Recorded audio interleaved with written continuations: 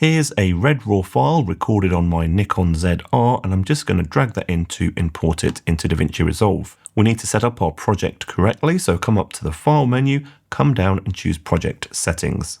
In the Color Management section, make sure this is set to DaVinci YRGB.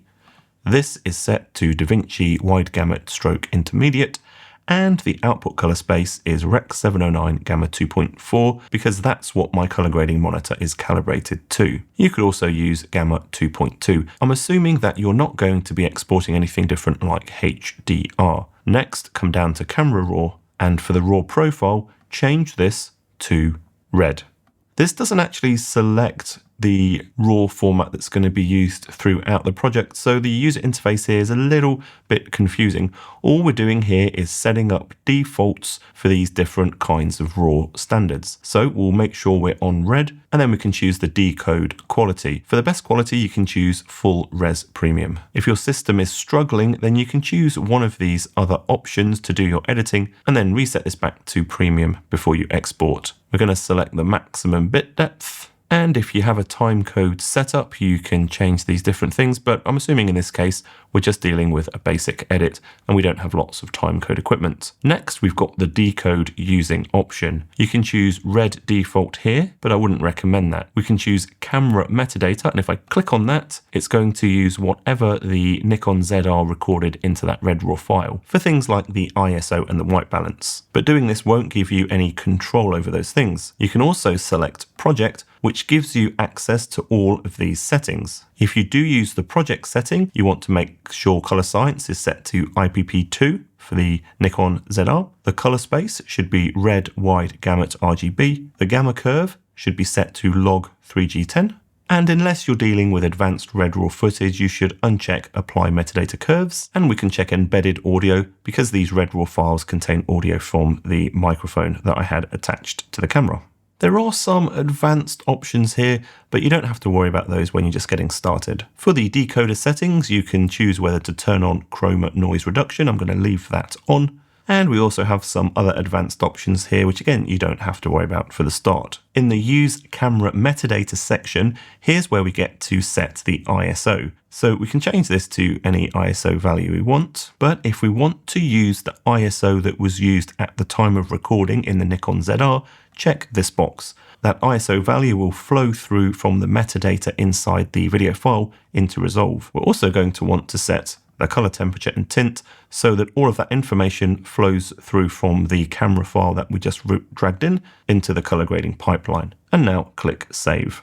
Let's go and create a new timeline using this red raw file, and we'll go close the media pool. You can see at the minute that it's kind of washed out and grey looking. That's because we haven't done any color grading work on this raw file yet. Next, we're going to click down here to switch over to the color page, and by default, we get this single node. If you don't see the nodes, you can click this button to turn them on or off. Click this button here to open up the raw settings. By default, you can see that the decode quality is set to use project settings, and decode using is also set to project settings. That means it will use these settings that we just set up in the camera raw section under the red raw profile. So this is great if you have loads of clips and you don't want to change any of the individual clips ISOs or color temperatures. If you do want to change the individual clips, you can change this from decode using project settings to decode using clip settings. Watch what happens when I change that. Now we get access to change the ISO. We can make it darker or really bright. Just set that back to the original. We can choose whether to turn on or off color or chroma noise reduction. And more importantly, we can now change the color temperature of the image, so we can really warm it up or really cool it down. Double click to reset. We can also change the tint to adjust the green magenta, and we can adjust the exposure to add or reduce the exposure. By the way, if you don't know what the clip ISO was set at, you can open up the media page, right click on the header, choose customize columns, click the search button and search for ISO. Check that and tap save. And if you scroll across here now, we can see that the ISO for this clip was originally 800. Let's head back to the color page, and now we can start to work on the actual color grading of this clip. I'll make a little bit of space by dragging this across, click on effects to open it, and search for color. Find the color space transform effect and drag that onto this first node. That's going to bring up these properties. The input color space needs to be set to red wide gamut RGB, and the input gamma needs to be set to red log 3G10, and that matches what's set down here in the camera raw settings. The output color space needs to be changed to DaVinci wide gamut, and for the output gamma, this should be DaVinci intermediate. Recall that when we changed the project settings under the color management section, we chose the timeline color space of DaVinci wide gamut intermediate, and that's what we're replicating here. We're taking the format of the red raw file and converting it to this working format, DaVinci wide gamut, DaVinci intermediate. Right click on this node and choose add node, add serial. At the end of this node tree, we need to convert it to the actual export format. So drag a brand new color space transform onto this second node.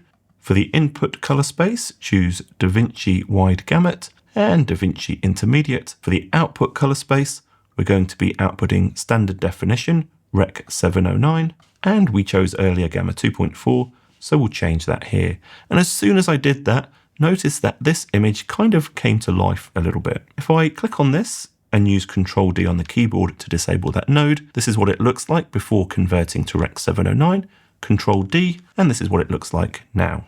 Click on the effects to close it. If you want to, you can click on a node, right click and choose node label. I'm just going to say to DaVinci wide gamut, and this helps you keep things organized and keep things clear in your head. Here we're converting to Rec 709. Now we have these two nodes.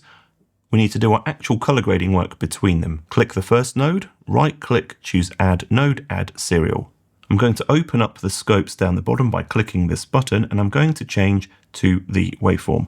This is going to help me judge the brightness levels of the image. You can also click down here, choose qualifier, and when you hover over the image, you can see a little circle in the waveform. At the minute, 80 on this scale, 80% IRE, is a bit too bright for the brightest parts of my head. So we know we're going to need to make some adjustments to the exposure. We can do that in the camera raw settings, and if you're wondering where these camera raw settings apply, you can think of it as them applying before this little dot here, before we even get to any of these nodes. So if we wanted to, we could change the raw ISO to effectively change the exposure if we wanted to. So for example, we could change this to 500, and now we can see that the highlights on my face are a bit lower.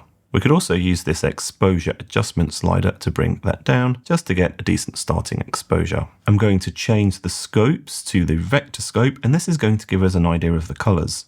We can use the color temperature slider here to cool things down or warm things up, and we can use the tint to adjust the magenta and the green. So we still haven't actually made any color grading adjustments in this node. We've been working purely in the camera raw section. So let's actually go and make an adjustment in this node. I'm going to click on this button here, and if you see these ones, you can click here to open up the dials, and I'm going to hold down the mouse button on contrast and just move the mouse button to the right to add some more contrast to this image. Right click on this node, choose add serial node to add another node after this. Notice that we're doing all of these color grading changes between these two nodes. Ordinarily, you're not going to add a node after this. Click on this node, and let's say here we just wanted to do some creative color grading adjustments. So I'm going to grab this little dot and just move it around to get the effect that I want. There's so much more that we can do with DaVinci Resolve color grading. It's a massive program. Check out this video next if you really want to improve your color grading knowledge and really make your Nikon ZR footage look amazing. I'm Jason Roberts. Please subscribe, and hopefully I'll see you in the next one. Bye.